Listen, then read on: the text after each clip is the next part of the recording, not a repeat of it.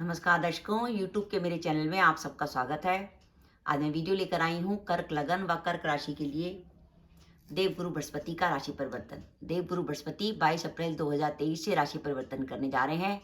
अभी तक वो मीन राशि में चल रहे थे। 22 अप्रैल 2023 से वो मेष राशि में प्रवेश करेंगे और 22 अप्रैल 2023 से मई 2024 तक वो मेष राशि में ही रहेंगे। गुरु के मेष राशि में रहने का प्रभाव कर्क लगन व कर्क राशि के जातकों पर क्या पड़ेगा, इस वीडियो में हम इसी बात का विचार करेंगे।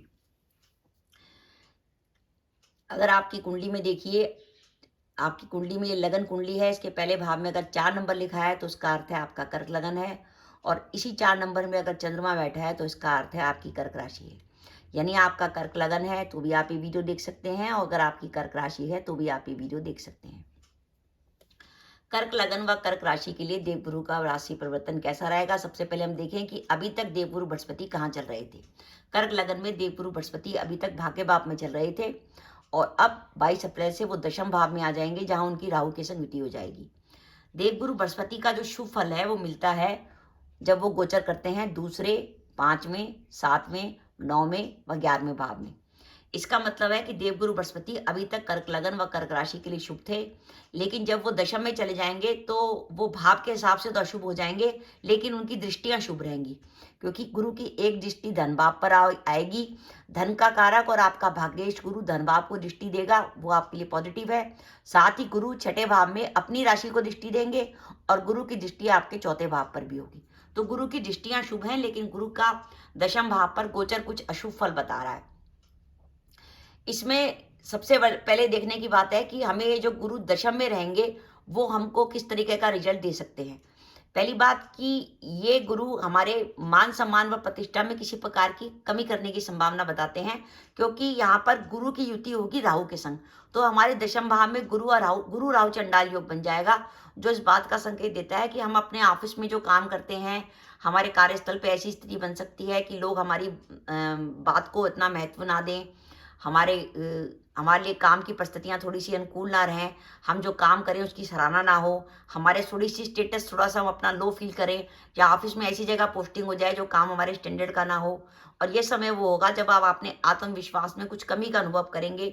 कुछ डिप्रेशन की संभावना रहती है कि राहु आपको डिप्रेशन में डाल सकते हैं, क्योंकि यहाँ से राहु का केंद्रीय प्रभाव आपके चंद्रमा पर होगा। कार्यस्थल पर परेशानी की संभावना बनती है, इसलिए कार्यस्थल पर अपने शत्रुओं से बच के रहिएगा।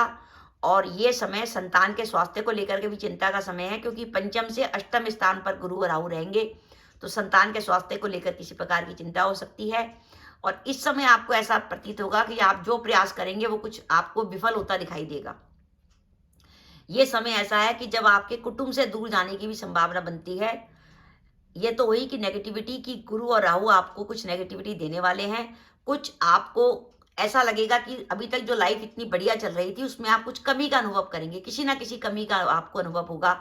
जैसे मान सम्मान में कमी, आपके सेल्फ कॉन्फिडेंस में कमी, कार्यस्थल पर आपको लगेगा कि जैसे सामने वाला आपको परेशान करने की कोशिश कर रहा है। लेकिन इसके साथ साथ ये गुरु भाव के हिसाब से तो अशुभ है, लेकिन इनकी दृष्टियां शुभ हैं।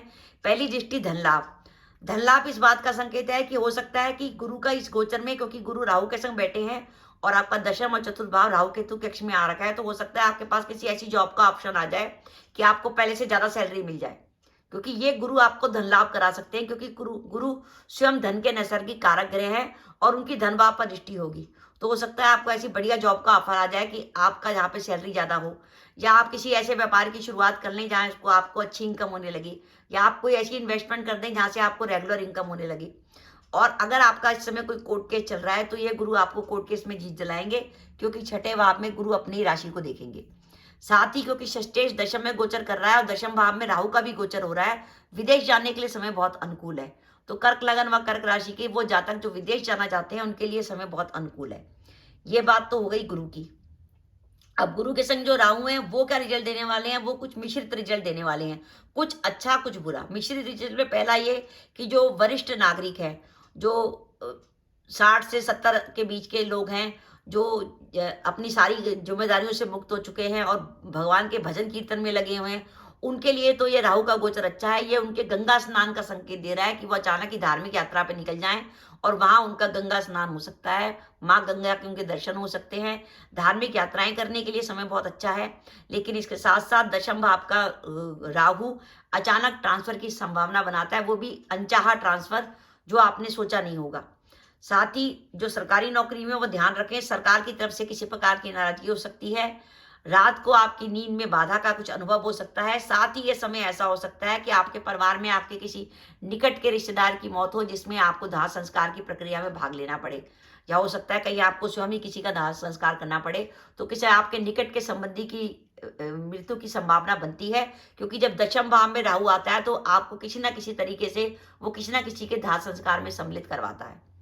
साथ ही आप अपने शत्रुओं से बच के रहिएगा। अगर शत्रु आपके ऊपर कुछ काला जादू करेंगे तो काला जादू से आपके पीड़ित होने की संभावना है। काला जादू से बचने का सबसे बढ़िया उपाय यह है कि आप उपाय के तौर पर रोज बजरंग बाण का पाठ करें और अपने 8 धतूरे के बीज अपनी जेब में रखें। अगर आपको कभी ऐसा लगे कोई शत्रु आप पे कुछ टोना टोटका करने की कोशिश कर रहा है और आप उससे बचना चाहते हैं, तो अपनी पर्स में या अपनी जेब में आप 8 धतूरे के बीज मार्केट से ले लीजिए। धतूरा आप गूगल पे लिख लेंगे, धतूरा तो आपको मिल जाएगा। आप किसी पंसारी की दुकान में आपको धतूरे के बीज मिल जाएंगे, उनको आप अपनी जेब में रखिए। वो आपके शत्रुओं से रक्षा करेंगे। और आप उपाय के तौर पर बजरंग बाण का पाठ कर सकते हैं। और साथ ही साथ आप रोज सुबह उठकर हनुमान जी के सामने दीपक जलाएं। एक कच्ची घानी के तेल में दीपक जलाएं और उसमें 2 साबुत लौंग डालें। अखंड लौंग, जो अखंड हो, जो टूटी हुई लौंग ना हो। और उनको जब हनुमान जी के सामने जोड़ देंगे, सारी विघ्न बाधाओं का नाश हो जाएगा और कोई भी ऊपरी चीज आप पर असर नहीं करेगी। और साथ ही कोशिश करें किसी ऐसे आदमी से जो आपको लगता है कि वो आपके संग कुछ करने की संभावना रखता है, उसके घर जाके सफेद चीज कोई मत खाइए। विशेषकर जो चीज जिसमें लिक्विड हो, जैसे पानी जैसी चीज, जैसे कोई खीर, दूध या सफेद रंग की बनी हुई वस्तुएं, ऐसे मत खाइए। अगर आपको लगता है वो आदमी आप पे कुछ टोना टोटका कर सकता है। और अपने बच्चों को भी खाने से रोकिए, तो आप किसी प्रकार के काले जादू से बचे रहेंगे। तो दर्शकों, ये मेरा वीडियो था कि मेरे हिसाब से कर्क लगन के लिए जो देवगुरु बृहस्पति का गोचर हो रहा है वो भाव के हिसाब से तो अशुभ हो रहा है, लेकिन दृष्टि के हिसाब से शुभ हो रहा है। तो आपको कुछ फाइनेंशियल गेन होने की संभावना बनती है। हो सकता है आपको कोई ऐसी जॉब मिल जाए, या आप विदेश की तरफ निकल जाएं, या अगर आपका कोई कोर्ट केस चल रहा था तो उसमें आपको सफलता मिल जाए। तो दर्शकों, ये मेरा वीडियो था कि कर्क लगन व कर्क राशि के लिए देवगुरु बृहस्पति का मेष राशि में गोचर कैसा रहेगा। आपको मेरा वीडियो कैसा लगा प्लीज कमेंट बॉक्स में कमेंट करके बताइएगा। इसके साथ ही अगर आप मेरे चैनल पर पहली बार आए हैं और आपने मेरा चैनल अभी तक सब्सक्राइब नहीं किया, तो कृपया मेरा चैनल सब्सक्राइब कर दें। साथ ही बेल आइकन को भी दबा दें, जिससे जब भी मैं अपने वीडियो अपलोड करूं उसके नोटिफिकेशन आपको मिल जाए और आप इसके साथ ही मेरा वीडियो देख सकें। साथ ही नमस्कार दर्शकों, जय माता दी।